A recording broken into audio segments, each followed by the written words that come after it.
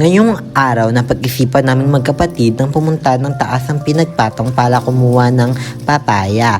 Panggawa namin yon ng atsara. Tapos ayan, bumaba na kami ng taas ng pinagpatong para, alam mo na, uuwi na kasi kami. Tapos ayan, sa sobrang taas niya, may isa pang floor, o diba?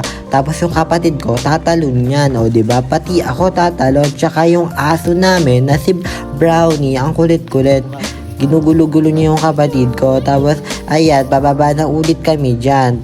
Pagkababa namin, nauna na kasi si Brownie bumaba. Tapos, ayan, syempre, bilang vloggeries, babalikan ko yung camera na yan. Binalikan ko yun kanina, kaya napagod ako.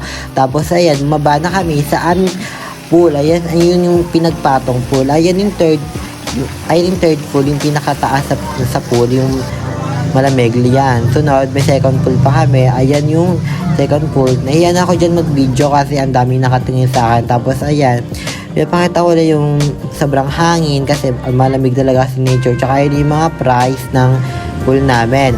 Tapos ayan yung overview ng pinagpatong pool, yung Mount Ayas. Makikita nyo dyan, overlooking na Mount Ayas. Tapos yung mga customer namin, napakababait. Yan, ngingiti pa yun sa camera. Syempre, ako naman bilang vloggeries populare, o diba, support our local friends.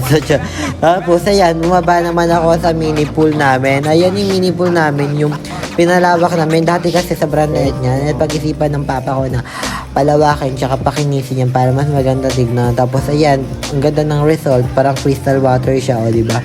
Tapos ilagay namin ng net yan para hindi masyadong mainit kasi diba nature nga. Tapos ayan, nature talaga yan, o diba, wala kang makikita mga building yun, kundi puno-puno yan. Tapos piniplex namin dyan yung mahaba naming bridge. Kami na merong ganyang kahabang bridge, ang tibay niyan, maganda yan, lakas maka-aesthetic yan sa Instagram. Tsaka syempre ayan, umikot na naman yan yung camera, o diba, pinapakita sa inyo yung nature vibes talaga.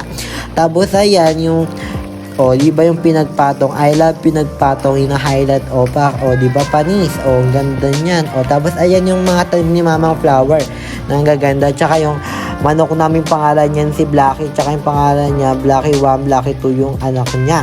Tsaka ayan, nandito na ako ulit, pinapakita ko sa inyo yung crystal water namin, tubig at sobrang lamig na para kang nayelohan. Tapos siyempre naman ako na to, pumunta na doon kasi uuwi na kami ng aming kapatid kasi gagawa na kami ng atsara. Tapos ayan, di ba napakahaba ng tulay namin, ang ganda, like pang Instagram ang atake niya. Tapos ayan, uwi na kami, syempre ako bababay na.